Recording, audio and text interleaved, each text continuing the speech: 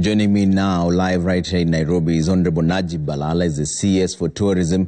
Honorable, thanks for making time for us. So now, less than just 24 hours ago, the COVID-19 cases in Germany spiked after partial reopening of their economy, despite having put in a lot of measures there. As we speak, the COVID-19 cases in Kenya are also on an upward spiral. What informed the opening of restaurants right now? Thank you very much, Trevor. I want to say first it's 2 months since the whole economy has been shut because of the cases that were reported in Kenya, the first case. So we want to balance between the stopping of the spreading of the disease and also the economy. And we had some complaints from the hospitality industry because it is the worst sector that has been hit by this pandemic. The most important thing that we want to do is that how do we balance? I think it's very important for us to respect and have discipline to the measures that we have put in place. Because if we don't respect those protocols, then we will have definitely a spike in numbers. And I can tell you, we have today sat down with the stakeholders, agreed. They were crying because the cost was so high. When they go to private hospitals, it's over 10,000 shillings. When they go to government, minimum is 4,000.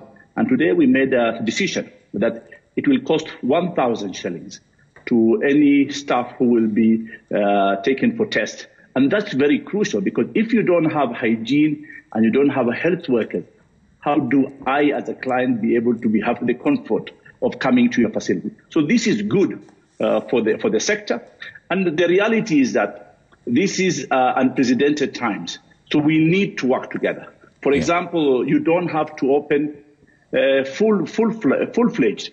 So you need to open gradually, and we can assist you. Yeah. What we have done is that we have said, follow the procedures. Yeah. When the procedures are done right, we all know we cannot spread the virus if we follow the procedures. Yeah. CS, it is this balance that I'm concerned about. How regularly are these tests going to be done? We know now that COVID-19 takes about 14 to 21 days incubation period. So even if a worker tests negative today, they could still get exposed to the virus the next day and still come and shed it off. How regularly are these tests going to be conducted on the hotel workers?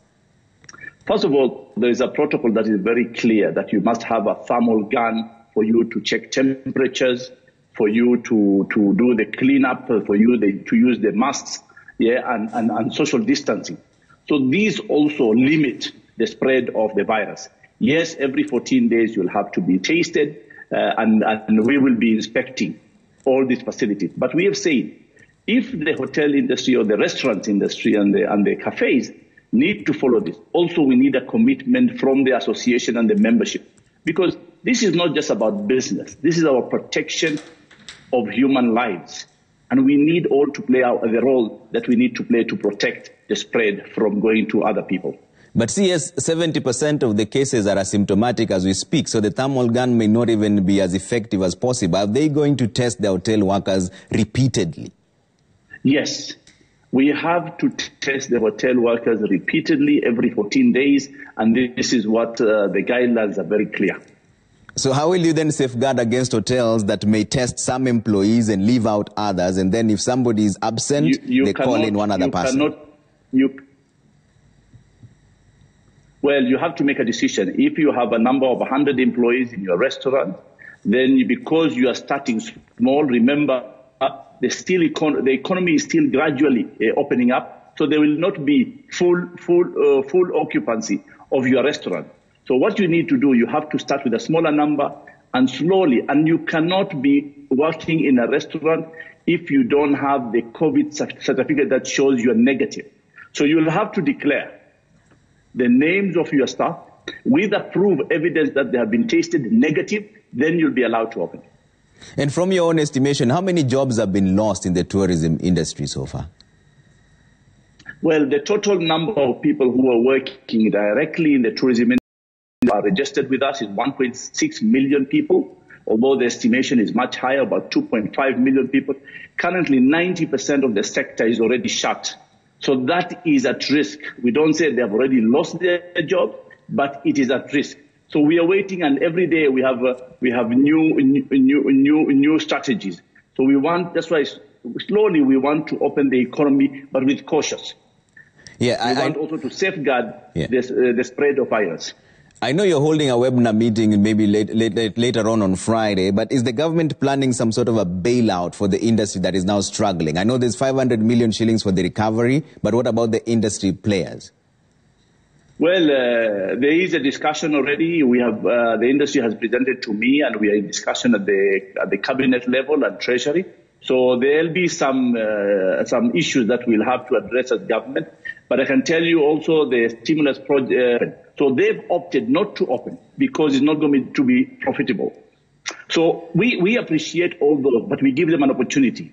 But the minute we start opening and there'll be no curfew, then there will be opportunity for people to have double shift or triple shift, and we have also lunches and dinners. So yes, accommodation not yet, because travel is not permitted yet.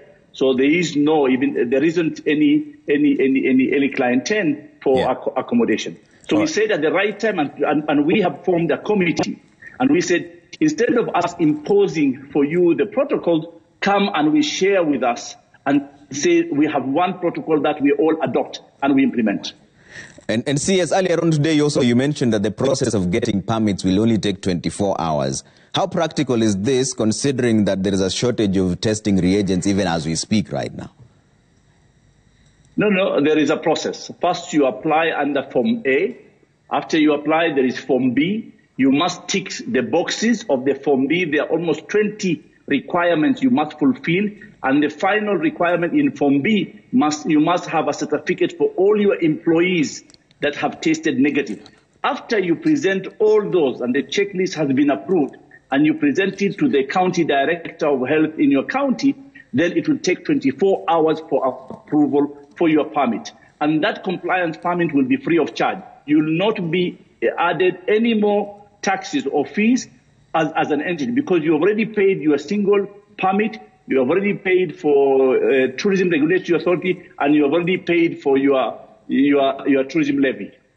All right. CS, thanks for making time for us this evening, and also for clarifying the partial reopening of the restaurants there. That's the Tourism Cabinet Secretary, Honorable Balala, speaking to us live right here in Nairobi.